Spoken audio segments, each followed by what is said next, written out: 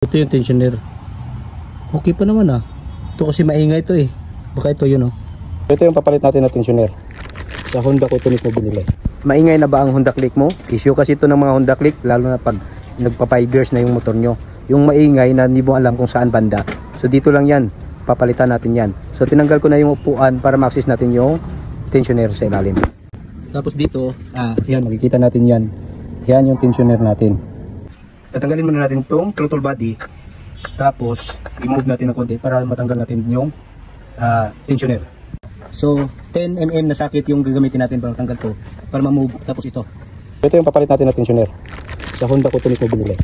So yun.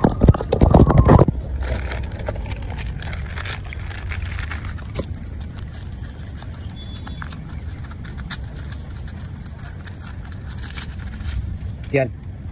So ito, yan may lock yan. So itong lock, mamaya mo na ito hugutin pag naikabit mo na itong tensioner. So tanggalin muna natin yun. So ito na, natanggalan natin yung 4 na bolt. So pwede natin itong iurong. Yan. Tapos ito, lagyan nyo na, kunin nyo na lang itong plastic. Yan. Tapos iurong nyo lang, tapos lagyan nyo ng basahan.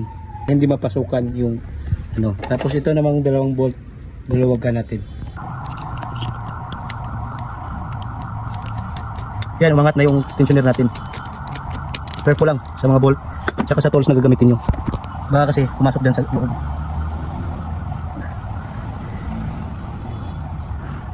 Yan, umangat na yung tensioner. Yung bolt na lang.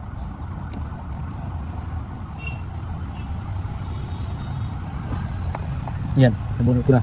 Tapos bubunutin na natin to. So ito yung tensioner. Ito na guys, nabunot ko na. So ito, kakabit na natin to. So hindi na natin to lagyan ng 3 band or kahit ano dahil meron namang gasket yan.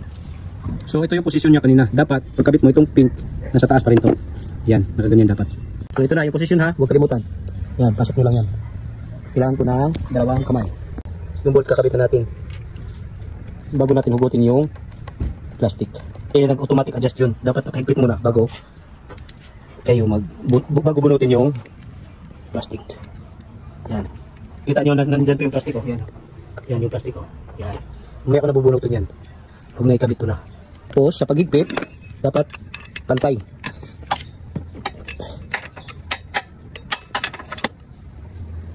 So ito na. And may ano tayo rungos para bunutin na natin yung plastic. Kasi automatic adjust yan. Yun. Yan o. So nag-automatic adjust na yun. So pagbalik naman ng screw, may o-ring yan. Dapat ibalik nyo rin yan para hindi walang tagas. Tamang higpit lang. Tapos ibabalik na natin itong throttle body.